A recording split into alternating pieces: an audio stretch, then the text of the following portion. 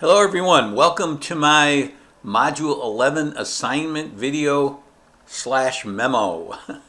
This module will continue our exploration of assessment for learning.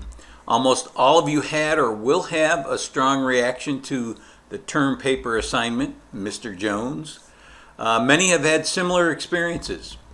Grades should not be a surprise to students, which is why I like to post the running average right next to your name in the grade book, so you're always aware of exactly how you're doing. Several of you have mentioned the Emily video, which most of you should, which appears staged, but what Emily has to say about the way her teacher, Miss W, teaches writing is so very important.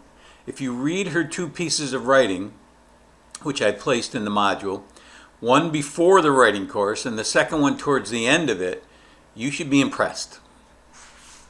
You also should take some time to watch the two videos by Rick Wormelli. I believe those are in Module 11. He is a middle school teacher who is an educational writer and consultant. He has many videos on YouTube. The three I have shared, I believe one is in Module 12, are enlightening when it comes to grading and the acceptance of late work.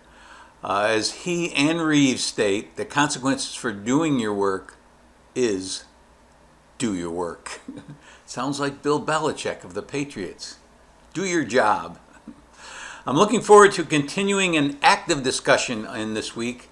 There are some issues presented by the authors of the articles I have placed in course materials and that should transform the way you look at grading as well as formative assessment.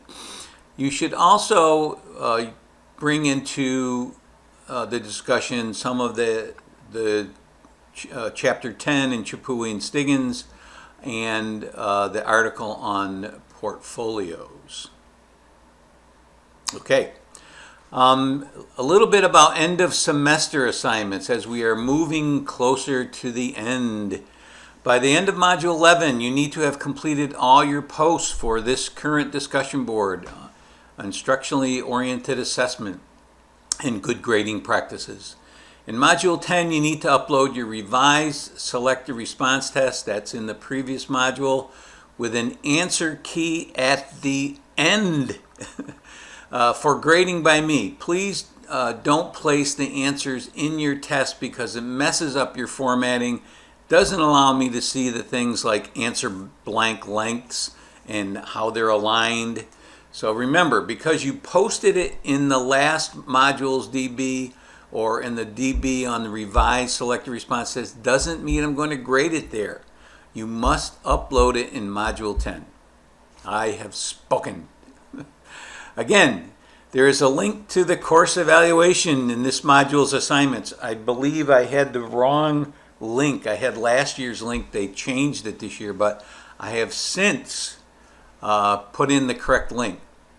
So if you're not logged in, it takes you to the Turo One portal, and then you have to log in again. You'll be taken to the evaluation page.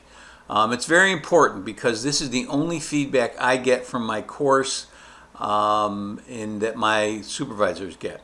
Please consider making comments as well. I've done some new things in this semester, and I'm really looking for your input.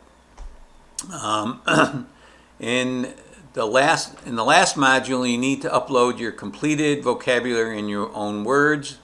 Many of you will be tempted to use textbook definitions. I'm certainly not going to grade them wrong if you got them right, but make sure they are accurate.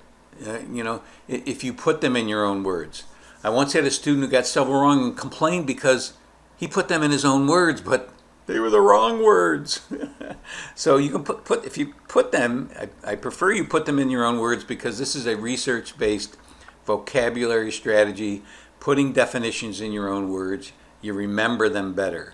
There's a little more to it too, but if you're interested, look up Bob Marzano vocabulary, and you should be able to find this strategy.